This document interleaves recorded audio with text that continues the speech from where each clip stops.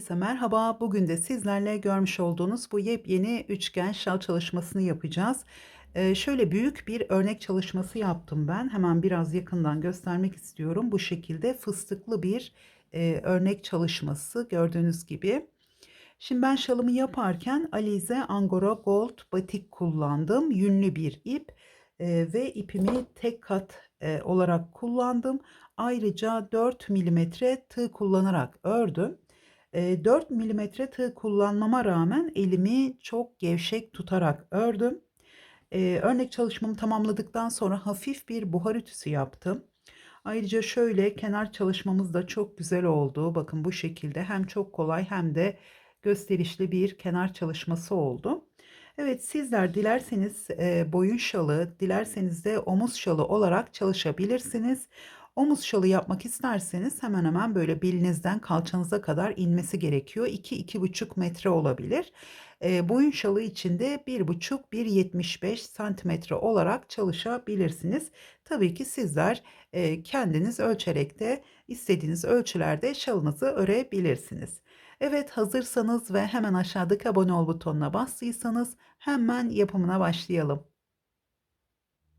Başlarken hemen tığıma bir başlangıç ilmeği atıyorum. Şöyle gevşek olacak şekilde 2, 3, 4 tane zincir çektim. İlk zincirin içine batıyorum. Buradan bir ip aldım, kaydırmayla kapattım. 1, şöyle ipimi gizliyorum. 2 ve 3 zincir daha çektim. Şimdi halkamızın içine 3 ikili trabzan. 1, 2 ve 3. Baştaki zincirimizle beraber burada 4 ikili trabzanımız oldu. 1, 2, 3 zincir çektim. Hemen halkamızın içine 4 ikili trabzan yapıyoruz.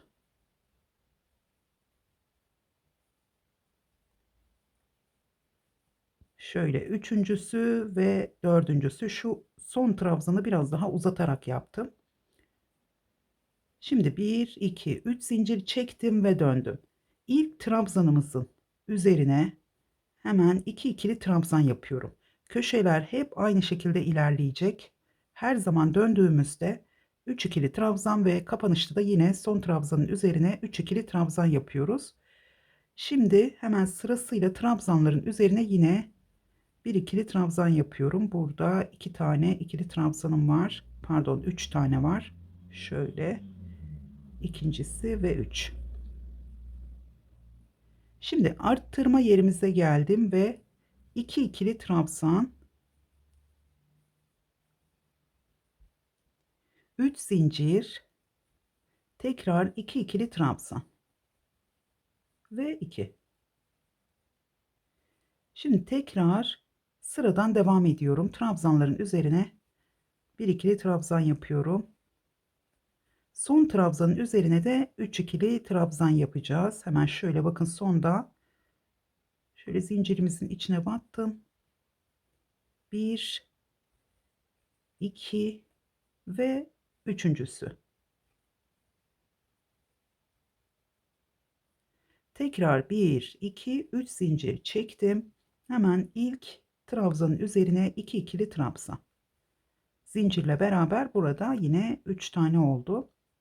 Arada zincir çekmeden 2 tane atlıyorum. Üçüncüsünün üzerine hemen 2 ikili trabzan, aynı yere 2 ikili trabzan, 2 zincir, tekrar aynı yere 2 ikili trabzan. Bu şekilde bir V boşluğu oluşturduk. Şimdi yine zincir çekmeden 1, 2 atlıyorum. Üçüncünün üzerine 2 ikili trabzan, tekrar 2 zincir ve yine aynı yere 2 ikili trabzan. Şimdi tekrar buradaki 3 zincir boşluğuna hemen atladım zincir çekmeden. 2 ikili trabzan, 3 zincir, tekrar 2 ikili trabzan. Yani buraya da V boşluğu yapmış olduk. Şimdi tekrar zincir çekmeden hemen sırada gelen ilk trabzanı, burada bir tane bıraktık. İlk trabzanı atlıyorum. İkincisinin üzerine yine 2 ikili trabzan, 2 zincir ve 2 ikili trabzan. Tekrar zincir çekmeden 1 2 atlıyorum. Üçüncünün üzerine 2 ikili trabzan, yine 2 zincir, tekrar 2 ikili trabzan. Şimdi bundan sonra yeni sırada size arttırma noktasına kadar göstereceğim. Ondan sonra bir kenarı burada aynı şekilde devam edeceksiniz. Şimdi yine zincir çekmeden burada bakın 3 tane trabzanım kaldı. İkisini atlıyorum. Sonuncusunun üzerine 3 ikili trabzan.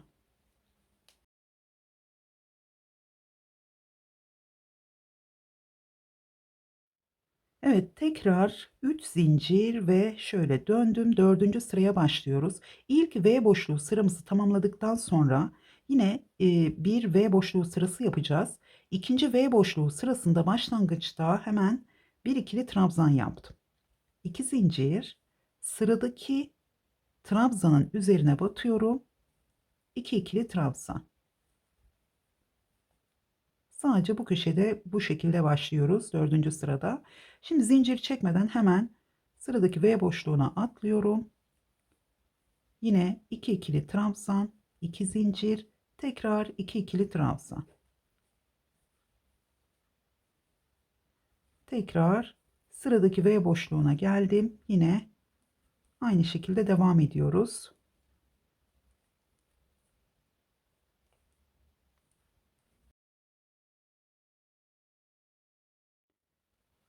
Evet, tekrar arttırma noktamıza geldik. Şimdi buraya da yine bir V boşluğu yapıyoruz. Aynı şekilde devam ediyoruz.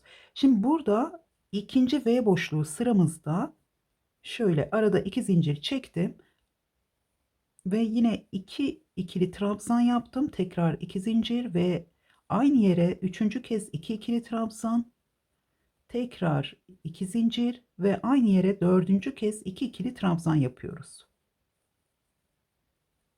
Evet, ikinci V boşluğu sıramızda. Ortada bu şekilde 4 tane 2 ikili trabzan, aralarda da 2 zincirimiz var. Şimdi zincir çekmeden hemen sıradaki V boşluklarının üzerinden devam ediyorum.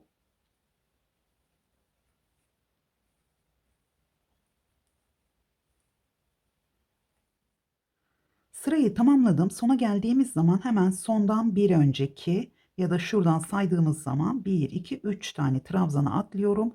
Burada 2 ikili trabzan yaptım. 2 zincir çektim. Son trabzanın üzerine de yine 2 ikili trabzan yapıyoruz. Sadece bu sırada başlangıçta bu şekilde 2 ikili trabzanımız var.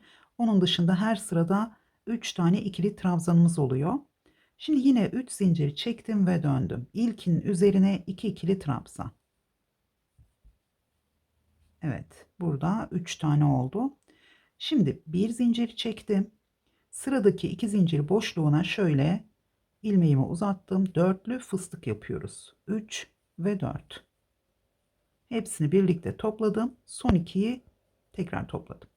1, 2, 3 zincir. Hemen geldim. Sıradaki V boşluğunun içine yine bir dörtlü fıstık. Tekrar 3 zincir. Sıradaki V boşluğuna şöyle bir dörtlü fıstık yapıyoruz. 3 ve 4. Sizin burada ipiniz kalınsa üçlü fıstık da yapabilirsiniz. 3 zincir. Şimdi yine arttırma noktamıza geldim. Hemen ilk boşluğun içine yine bir dörtlü fıstık yapıyorum. 3 ve 4.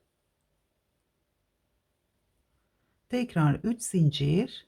Hemen burada 3 tane boşluğumuz var. Ortadaki boşluğa şöyle bir dörtlü fıstık, yine 3 zincir, tekrar bir fıstık daha yapacağız. 1 2 3 zincir, aynı boşluğa tekrar yapıyoruz. Ve 3, şöyle dördüncüsü, tekrar 3 zincir. Bundan sonra aynı şekilde devam ediyoruz. Hep 3 zincir, pardon, 2 zincir boşluklarına fıstık yaparak sırayı tamamlıyoruz. Aralarda 3 zincirimiz var.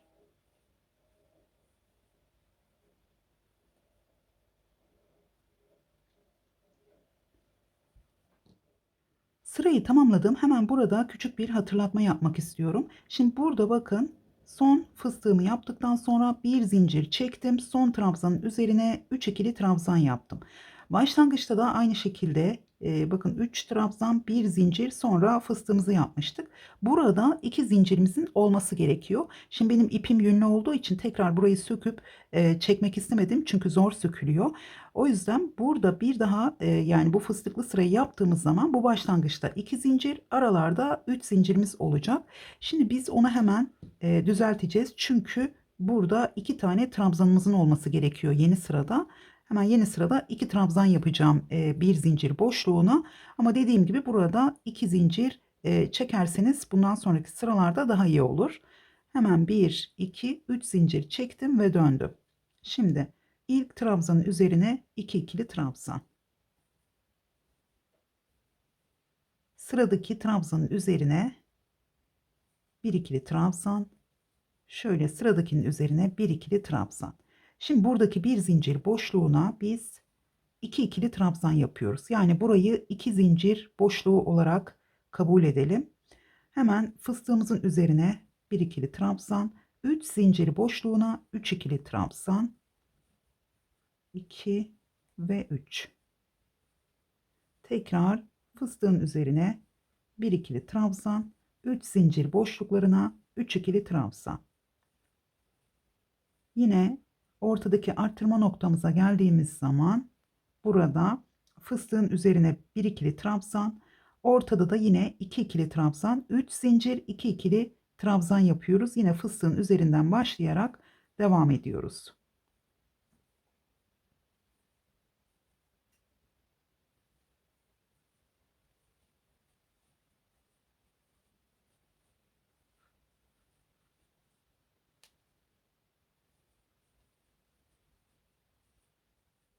Tekrar sona geldim ve buradaki bir zincir boşluğuna 2 ikili trabzan yaptım. Aslında 2 zincir boşluğu burası.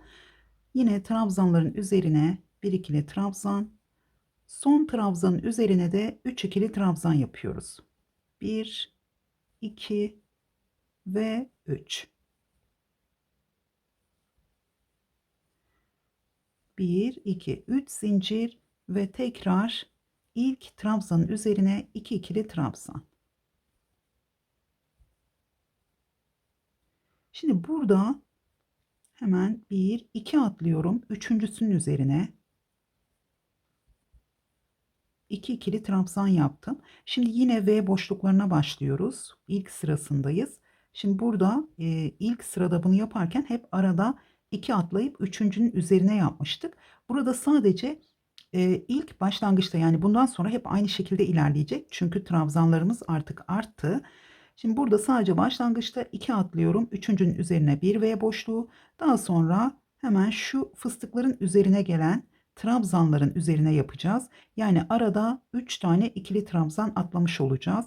Hemen 3 ikili trabzanı atladım. Bakın fıstığın üzerindeki trabzana bir V boşluğu yapıyorum. Yine 2 ikili trabzan, 2 zincir, tekrar 2 ikili trabzan. Şimdi yine zincir çekmeden hemen fıstığın üzerine gelen, yani 3 tane trabzanı atlıyorum ve dördüncünün üzerine 2 ikili trabzan, 2 zincir, tekrar 2 ikili trabzan.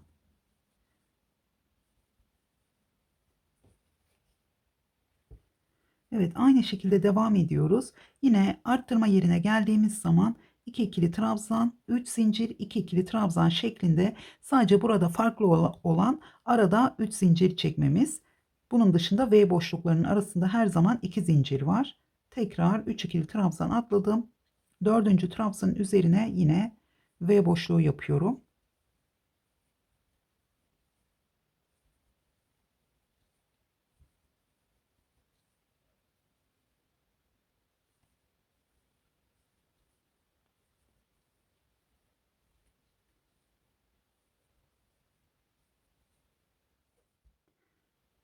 Evet, arttırma noktamıza geldiğimiz zaman burada son şöyle fıstığın üzerine V boşluğunu yaptıktan sonra sadece 2 ikili trabzan atlayıp yine aynı şekilde devam ediyoruz. Bakın burada da 2 ikili trabzan atladım.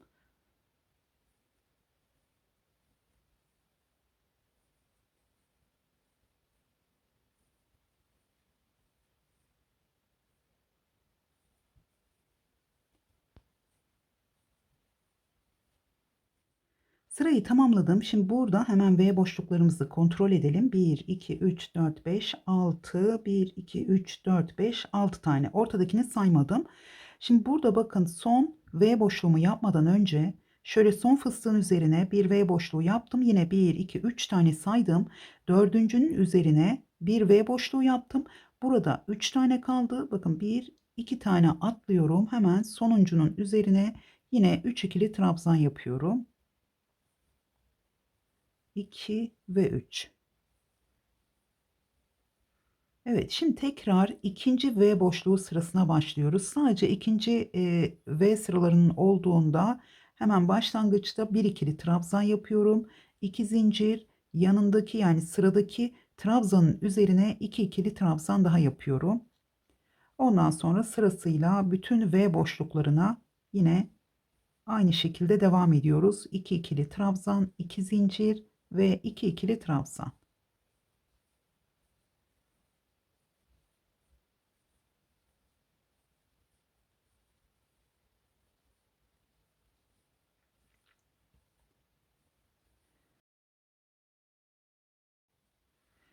Tekrar arttırma noktamıza geldiğimiz zaman hemen şöyle alt sıradan bakalım. İkinci V boşluklarının olduğu sırada burada artırma yapıyoruz. Toplamda 4 tane ikili trabzanımız var. Aralarda 3 zincirimiz var. Pardon, bu sırada aralarda 2 zincirimiz var. Ortada da yine V boşluklarının arasında da 2 zincirimiz var. Sadece bu sırada bu şekilde. Hemen bu ortada da geldiğimiz zaman artırma yapmayı unutmayalım.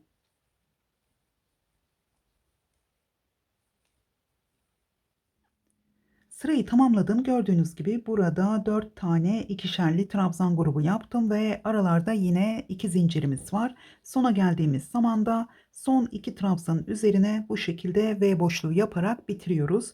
İpimin rengi de açılmaya başladı ama şöyle hemen sıradan devam ediyorum. 3 zinciri çektim ve döndüm ve 2 ikili trabzan yaptım. Şimdi bu sırada fıstıklar yapacağız.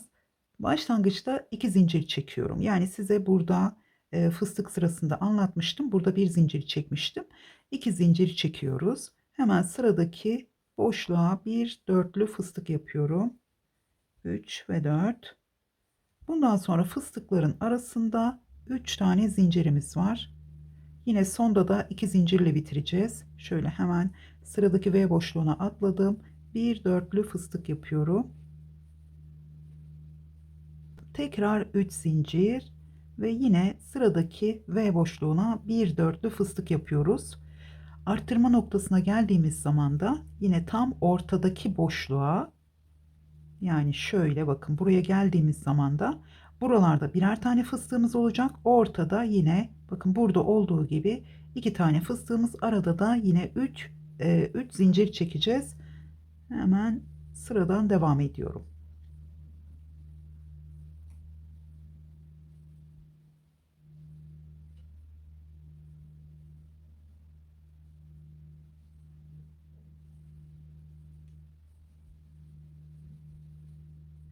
Sırayı tamamladım. Sona geldiğimiz zaman burada yine fıstığımızı yaptıktan sonra 2 zincir ve son trabzanın üzerine de 3 ikili trabzan yaptım.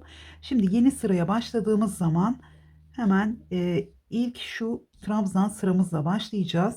Bu fıstıkları yaptığımız sırada zincirlerimiz biraz gergin olabilir. Bakın bu şekilde, çok fazla da değil. Hemen trabzanları yaptığımız zaman bu düzeliyor. Şimdi burada şöyle terse döndüğümüz zaman biz şimdi modelimizin ilk sırasıyla devam ediyoruz. Yani trabzanlı sıraya başlıyoruz. 3 zincir çektim. İlk trabzanın üzerine 3 ikili trabzan, yani burada 2 trabzan yapıyoruz. Daha sonra bütün trabzanların üzerine trabzan, 2 zincir boşluğuna 2 trabzan, fıstıklarımızın üzerine 1 trabzan, 3 zincir boşluğuna 3 trabzan, yine fıstığımızın üzerine bir ikili trabzan yapıyoruz. Burada şu V boşluklarını yaparken hep fıstığın üzerindeki trabzana gelmesine dikkat edelim. Şu başlangıçta biliyorsunuz önce 2 tane atladım. Üçüncünün üzerine, daha sonra 3 tane atlayıp yine fıstığın üzerine, yani dördüncünün üzerine V boşlukları yaparak ilerliyoruz. Evet, şimdi ben 4 sıra daha ekledim ve şalımızın kenar çalışmasıyla devam edeceğiz. Kenar çalışmasına şu ikinci V boşluğu sırasını tamamladıktan sonra başlıyoruz. Burada arttırma noktasına gelene kadar, yani buraya kadar V boşluklarını sayalım. Bunların tek sayıda olması gerekiyor. Yani şuradan itibaren benim toplamda 15 tane V boşluğum var. Hemen şöyle döndüm ve burada bir zincir çekiyorum. Şöyle bir zincir çektim. Yine söküldü. Hemen şöyle taktım ve bir zincir. Tığıma 2 defa ip aldım ve üçlü trabzanlarla devam edeceğiz. Hemen ilk boşluğa atladım. İkisini birlikte, ikisini birlikte ve son ikiyi birlikte topladım. Bir zincir. Tekrar tığıma 2 defa ip aldım ve bir üçlü trabzan yapıyorum. Tekrar bir zincir ve üçüncü üçlü trabzanım. Toplamda aralarda bir zincir çekerek 7 tane üçlü trabzan yapacağız. Şöyle dördüncüsü bir zincir, beşincisi ve 6 bir zincir ve son üçlü trabzanımız. Şöyle ikisini birlikte, ikisini birlikte ve son ikiyi birlikte topladım. Şimdi sıradaki V boşluğuna bir sık iğne. Tekrar zincir çekmeden tığıma 2 defa ip aldım. Hemen sıradaki V boşluğuna yine 7 tane üçlü trabzan yapıyoruz. Şöyle arada bir zincir çekmeyi unutmayalım.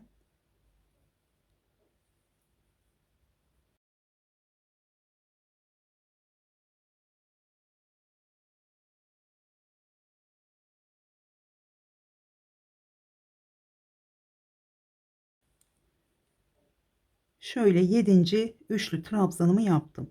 Bu şekilde devam ediyoruz. Hemen sırada gelen yine 2 zincir boşluğuna bir sık iğne yaptım. Tekrar tığıma 2 defa ip alıyorum. Sıradaki V boşluğuna yine 7 tane üçlü trabzan yapıyoruz. Şimdi ortadaki arttırma yerimize gelene kadar ben tamamlayacağım. Tekrar geliyorum. Arttırma yaptığımız yere geldim ve hemen burada bakın 3 tane boşluğumuz var. İlkinin içine batıyorum ve buraya bir sık iğne yaptım. Şimdi tekrar tam ortadaki boşluğa 8 tane üçlü trabzan yapacağız. Yani sadece ortada bir tane arttırıyoruz. Yine aralarda bir zincirimiz var.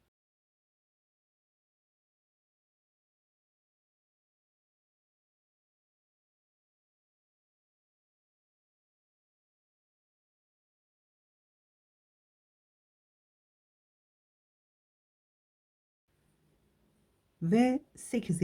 üçlü trabzanımı yaptım. Şimdi hemen sıradaki boşluğa bir sık iğne.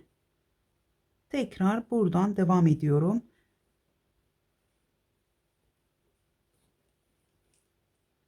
Yine arada bir zincirimiz var. Hemen buraya da 7 üçlü trabzan yapacağız. Evet, 7. üçlü trabzanımı yaptım. Hemen sıradaki V boşluğuna bir sık iğne yaparak devam ediyoruz. Evet, bundan sonra devam etmeyeceğim. Sanırım anlaşılmıştır. Bakın bu şekilde çok güzel bir kenar çalışması oldu. Evet, şalımızın anlatımı bu kadar. Umarım beğenmişsinizdir. Beğendiyseniz beğen butonuna basmayı ve yorum bırakmayı unutmayın. İzlediğiniz için teşekkür ederim. Tekrar görüşünceye kadar hoşça kalın.